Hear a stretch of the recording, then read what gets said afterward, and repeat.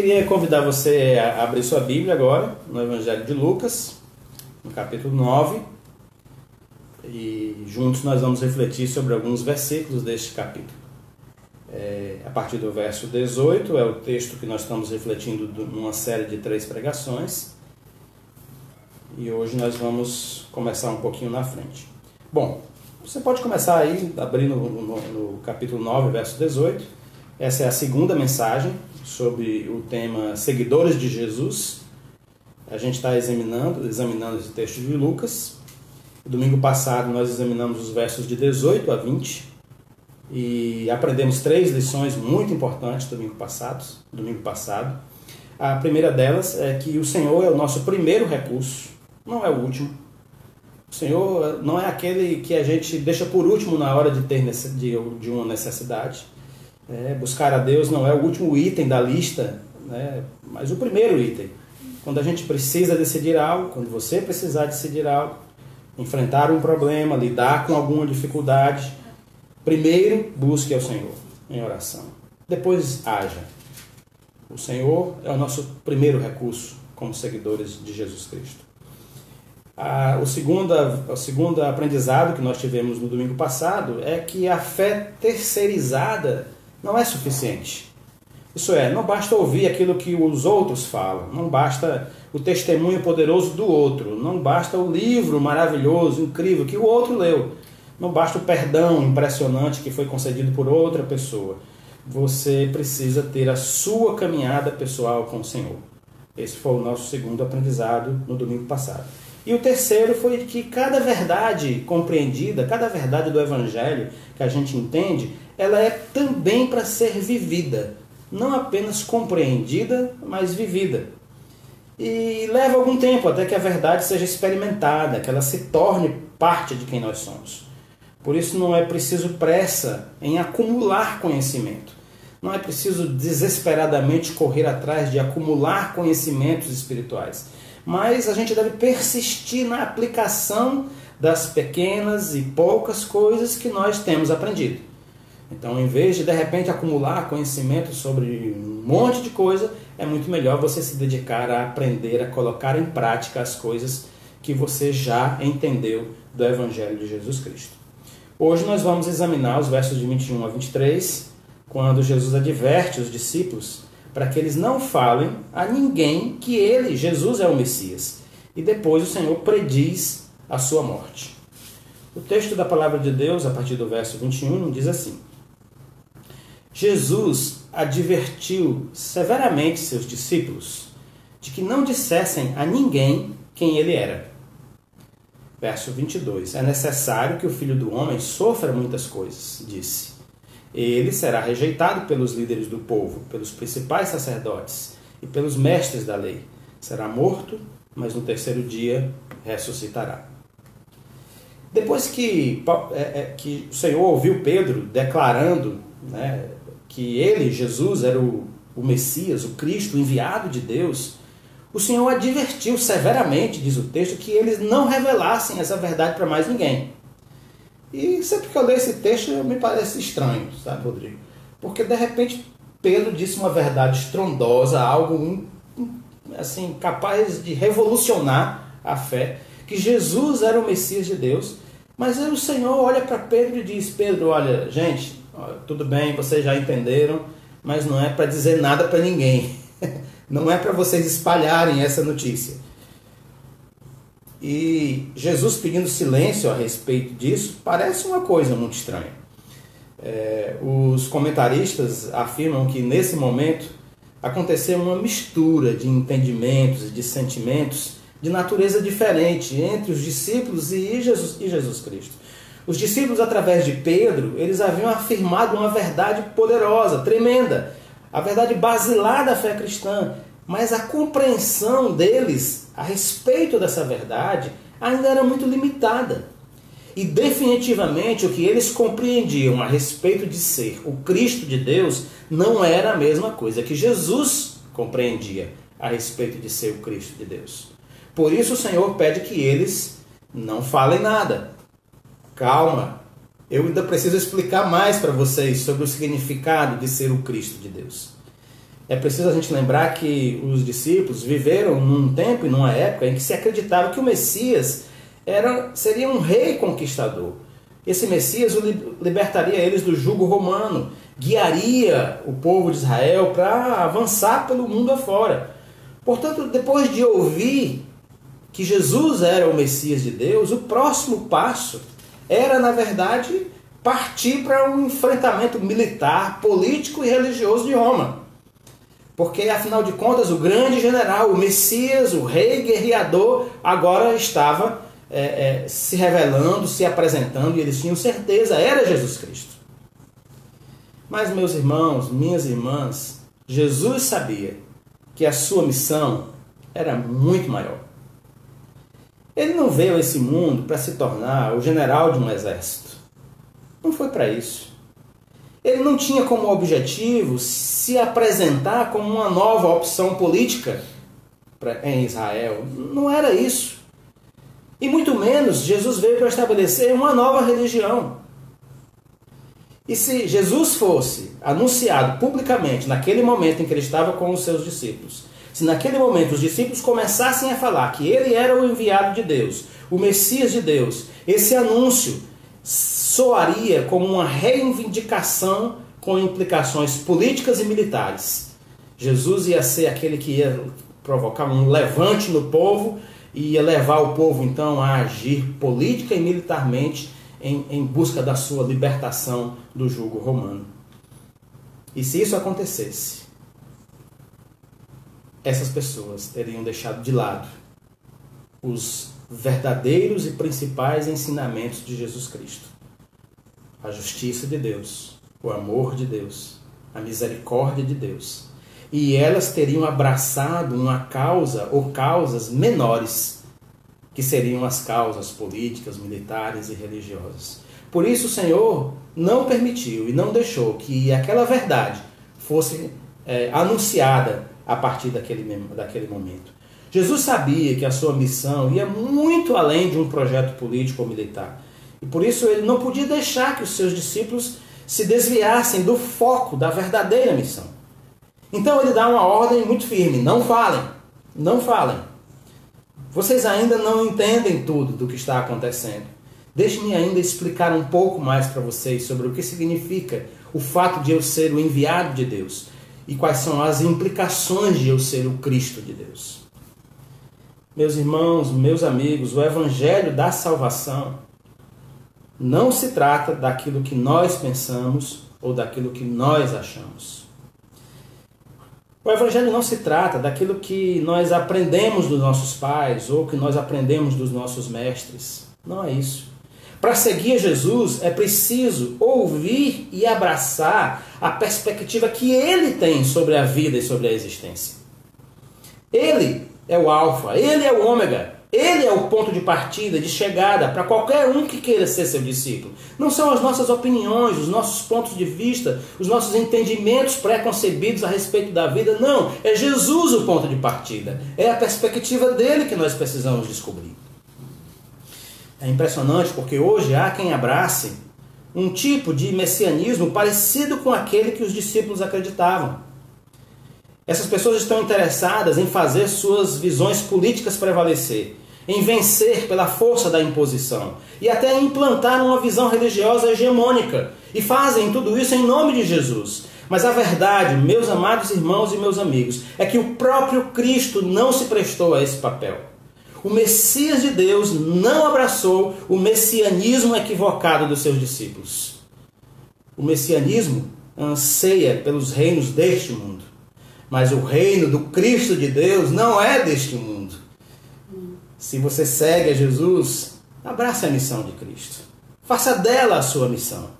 E esteja pronto, atenção, esteja pronto para abrir mão das suas causas mais caras, se elas não estiverem alinhadas com o Filho de Deus.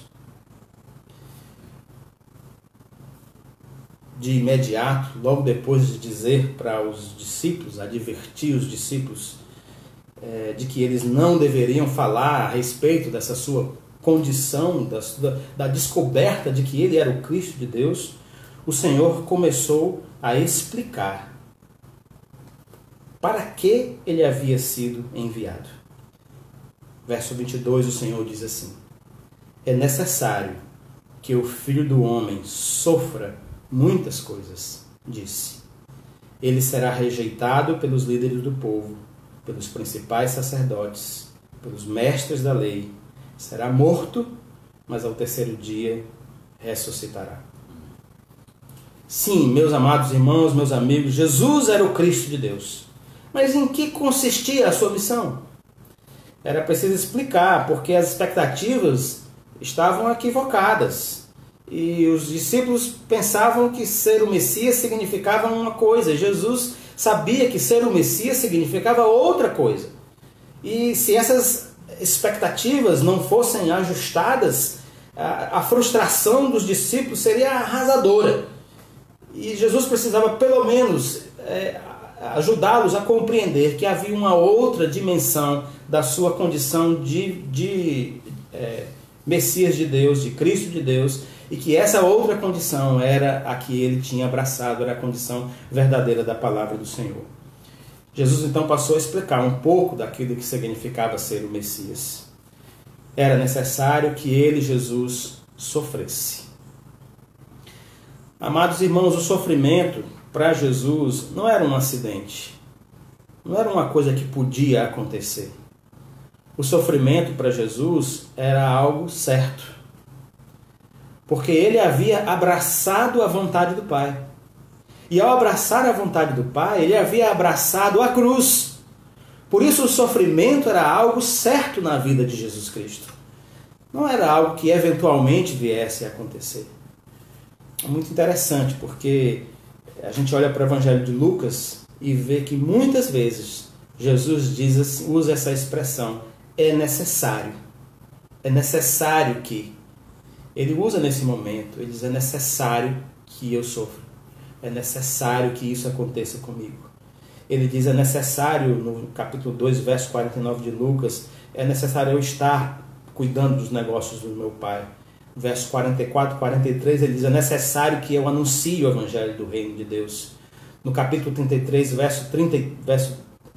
capítulo 13, verso 33, o Senhor diz: é necessário que hoje e amanhã eu siga o meu caminho. Várias vezes o Senhor disse que era necessário. Para os seus discípulos, várias vezes ele disse que era necessário que ele morresse na cruz. Capítulo 9, verso 22, 17, 25 e 24, 7. Jesus estava pronto para cumprir o seu destino. A vontade de Deus era a sua vontade. Ele não tinha outro objetivo, senão cumprir na terra aquilo que Deus havia enviado ele a fazer. Da mesma forma, meus irmãos, o seguidor de Jesus Cristo é alguém que está sob ordens neste mundo. Sob ordens para cumprir uma missão. Seguidores de Jesus são aqueles que, cheios de gratidão pelo amor demonstrado por Deus na cruz, vivem para obedecê-los. Entendem isso? A gratidão do amor recebido de Deus leva a uma obediência irrestrita ao Senhor. E essa vontade de Deus que a gente abraça, porque para nós, aquilo que representa a vontade de Deus é o que há de importante. Essa vontade boa, perfeita e agradável. Para essas coisas, para aquilo que é a vontade de Deus, nós dizemos como Jesus Cristo é necessário. É necessário que aconteça. Ainda que nos traga dor, ainda que nos traga sofrimento por um tempo, como foi com Jesus, é necessário. Porque é a vontade de Deus e assim a gente abraça a vontade do Senhor. Gente, religiões, filosofias e ideologias reclamam a nossa lealdade. Mas o seguidor de Jesus rejeita tudo isso. A lealdade dele é apenas ao seu Senhor e Mestre e à sua vontade. E é isso que ele abraça em sua vida. O Senhor, explicando a natureza da sua condição de Messias, falando de si mesmo, diz assim: ele será rejeitado pelos líderes do povo, pelos principais sacerdotes e pelos mestres da lei. Jesus continua explicando essas implicações de ser enviado. E uma delas é que ele seria rejeitado. A palavra rejeitado aí é um termo técnico, ela denota uma situação quando alguém é examinado e após examinado ele é rejeitado. Isso é, não passou no teste.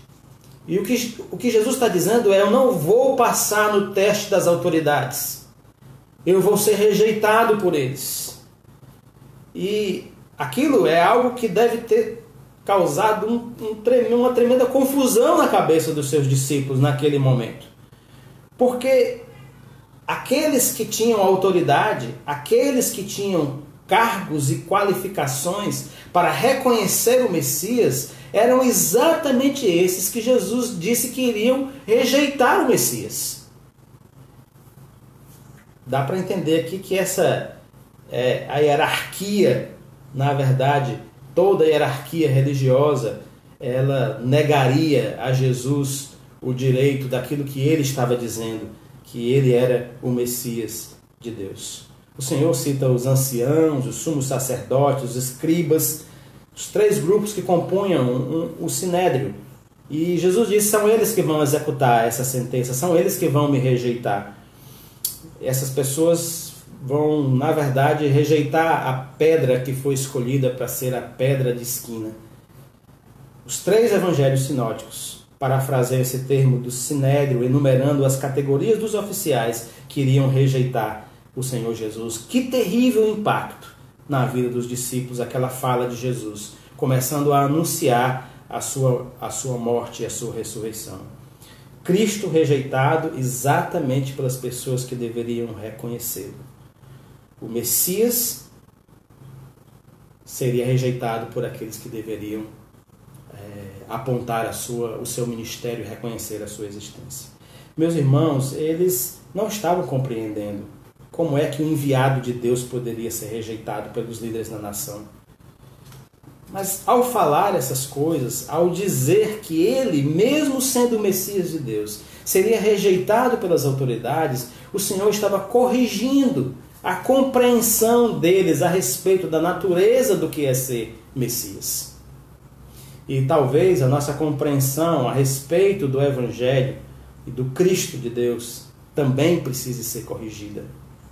Talvez nós não estejamos entendendo o significado do que é o Evangelho de Jesus Cristo. Amados irmãos, meus amigos, Cristo não se molda conforme a pessoa. Cristo não muda a sua natureza conforme aquele que se aproxima dele. O Evangelho não se amolda conforme a pessoa. O Cristo de Deus e o Evangelho da salvação permanecem o mesmo. O Evangelho não é ajustável ao gosto do freguês. Por isso, inevitavelmente, Jesus e sua mensagem serão rejeitados em algum momento por alguma pessoa. Os seguidores de Jesus, portanto, não devem ficar constrangidos com a rejeição, nem entristecidos e jamais irados com a rejeição. Essa tem sido uma atitude muito comum nos últimos dias. A rejeição tem deixado muitos servos de Deus indignados. Mas Cristo foi rejeitado. O que você esperava a respeito de si mesmo? Cristo foi escanteado. Cristo foi colocado de lado pelas autoridades religiosas, pelo povo. E você imaginava que você poderia passar pela vida como discípulo de Jesus sem ser rejeitado? A rejeição fez parte da vida do Senhor Jesus. E ela vai fazer parte da vida dos seus seguidores uma hora ou outra. Se você abraçar a obediência de Cristo, você vai enfrentar algum tipo de rejeição em algum momento da sua vida. Foi assim com Jesus. Esse é um aprendizado individual e coletivo. Nosso ânimo, nosso senso de aceitação não pode estar naquilo que nós recebemos das pessoas. A nossa identidade não pode estar dependendo daquilo que acontece em relação aos nossos relacionamentos com as pessoas. Quando a rejeição nos ameaça, e ela sempre nos ameaça, Nós que somos seguidores de Jesus Cristo, nós precisamos trazer à memória e nos lembrarmos de que nós fomos amados por Deus e de que nós fomos aceitos por Jesus Cristo. E é esse amor de Deus e essa aceitação de Cristo que é a fonte da nossa identidade. É nela onde a gente encontra força para prosseguir. É no amor de Deus por nós, é no fato de Cristo ter nos amado mesmo na nossa condição pecadora. O fato de nós termos sido resgatados por Deus quando nós não merecíamos coisa nenhuma. É nisso que reside a nossa identidade. Nós somos amados de Deus, queridos de Deus, feitos filhos de Deus. E é nisso que está a nossa identidade, mesmo quando nós nos sentimos rejeitados por alguém ou por alguma situação, alguma instituição. Esse amor, essa aceitação do Senhor é a fonte da nossa identidade, de onde nós extraímos. O que nos anima, o que fortalece a gente, meus irmãos, é que a vontade de Deus está sendo realizada na nossa vida. Quando isso se torna uma compreensão e uma experiência nossa, eita, o coração se enche de alegria. Quando a gente percebe que a vontade de Deus está sendo realizada através de nós, aí nenhuma rejeição é capaz de nos abater. Foi assim com Jesus Cristo. Rejeitado de todos os lados, rejeitado em vida, rejeitado na morte, destratado, cuspido. Fizeram pouco caso dele. E ainda assim, lá na cruz pendurado, ele diz: perdoa-lhes, Pai, porque eles não sabem o que fazem. Esse tipo de convicção que enche de segurança o coração vem da certeza do amor do Pai e da aceitação que ele tem por nós. Pois bem, 3 aprendizados importantes brotam da nossa reflexão nessa noite. Primeiro, os seguidores de Jesus abraçam a missão de Cristo. Eles fazem dela a sua própria missão. Assim como os discípulos, que rejeitaram o messianismo para seguir o Cristo de Deus, nós também devemos abrir mão das nossas causas mais caras, se elas não estiverem alinhadas com o Filho de Deus, com Jesus Cristo. Segundo, é necessário, os seguidores de Jesus, eles são cheios de gratidão. Cheios de gratidão a Deus, por causa do amor demonstrado por Deus na cruz do Calvário.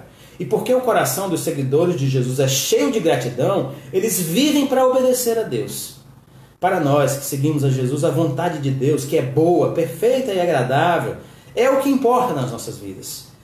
E assim como Jesus fez, nós também fazemos. Para aquilo que é a vontade de Deus, nós dizemos: é necessário que isso aconteça, ainda que isso nos traga dor e sofrimento por um tempo, como foi com Jesus Cristo.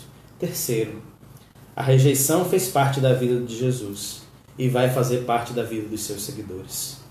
Nosso estado de ânimo não depende da aceitação que nós recebemos das pessoas. Por isso, quando nós somos rejeitados por seguir a Jesus, nós nos lembramos que fomos amados por Deus e aceitos por Cristo. E desse amor e dessa aceitação, nós extraímos a nossa identidade. Próximo domingo, nós vamos falar sobre as condições que Jesus impôs para quem deseja segui-lo, para quem deseja ser seu discípulo. E é isso mesmo, enquanto alguns fazem promoção para ganhar seguidores, né? Todo mundo faz promoção para ganhar seguidores, né? Jesus impõe condições para quem deseja seguir. Imagina lá, você diz: eu vou seguir Jesus, né? Eu vou seguir lá. Aí aparece um quadrinho e diz: opa, peraí, meu amigo, para você me seguir, não é só clicando aí, não. Tem algumas coisas a mais que você precisa entender a respeito de me seguir. Essas vão ser as nossas reflexões sobre essas condições que Jesus colocou para aqueles que querem segui-lo. Próximo domingo, tá bom?